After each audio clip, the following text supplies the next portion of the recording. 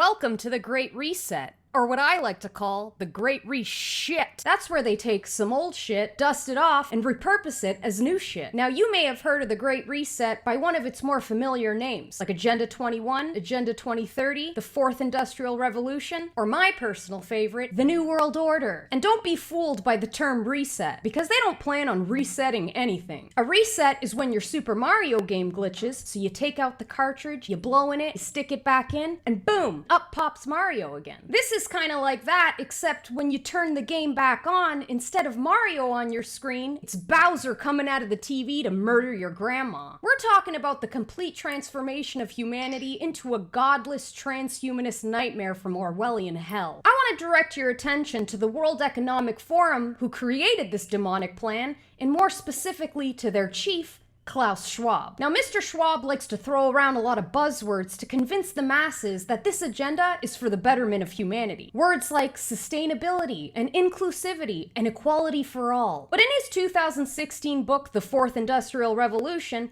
he's a lot more candid about the elitist plan for world domination. Let's skim through some excerpts from this literary masterpiece, shall we? The tools of the Fourth Industrial Revolution enable new forms of surveillance and other means of control that run counter to healthy open societies. Oh, well, that sounds helpful. Public crime is likely to decrease due to the convergence of sensors, cameras, AI, and facial recognition software. These technologies can intrude into the hitherto private space of our minds, reading our thoughts and influencing our behavior. Sounds a lot like mind control, but that's a conspiracy, so it can't be. As capabilities in this area improve, the temptation for law enforcement agencies and courts to use techniques to determine the likelihood of criminal activity, assess guilt, or even possibly retrieve memories directly from people's brains will increase.